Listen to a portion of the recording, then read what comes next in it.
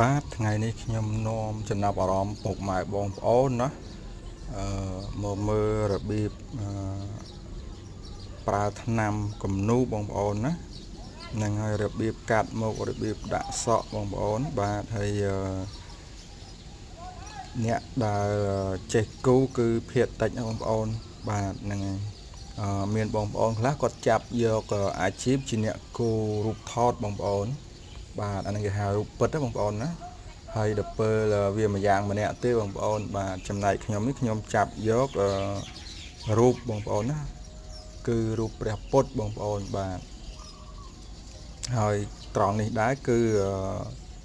ព្រះអង្គទ្រង់យាងបណ្ឌបាតបងប្អូនហើយមួយទៀតគឺយើងហៅថាប្រោះសัตว์ក៏បានដែរណាបើយើងនិយាយអំពីធម៌ព្រះពុទ្ធបងប្អូនបាទហើយបើសិនជាយើងអត់មានព្រះធម៌អប់រំផ្លូវចិត្តរបស់មនុស្សលោកយើងទេបងប្អូនហើយគឺហែកហួរស៊ីគ្នាអស់ហើយបងប្អូនបាទហើយអញ្ចឹងមិនងាយទេបងប្អូនណាវិតយើងប្រតិបត្តិណាហើយយើងឃើញមនុស្សសម័យឥឡូវគឺសាហាវហ្នឹងបងប្អូនណាឃើញស្រាប់ហើយណាដោយសារតែយើង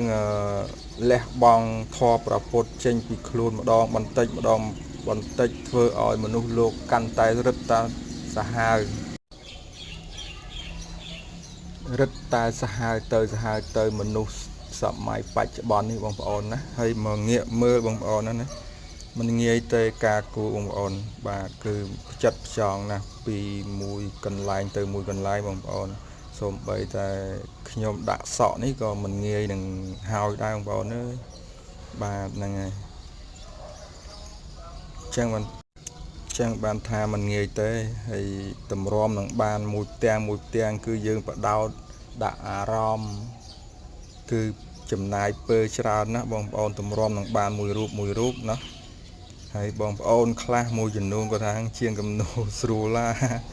បាទស្រួលមែនបងប្អូនហើយស្រួលតែយើងចេះតែយើងអត់ចេះគឺពិបាកដូចតែគ្នាហ្នឹងបងប្អូនណាមិនចឹងការងារអ្វីក៏ដោយបាទគឺយើងមានឯកទេសនិងមានឆន្ទៈចាប់យកចំណុចគោលដៅខុសគ្នាអញ្ចឹងហើយបងប្អូនមិនចឹងបាទហើយសូមបងប្អូនជួយគាំទ្រស្នាដៃផងបងប្អូនណាស្នាដៃជាងគំនូកូនខ្មែរបងប្អូនណាហើយខ្ញុំបាទនេះឈ្មោះពេជ្ររតនៈបងប្អូនបាទ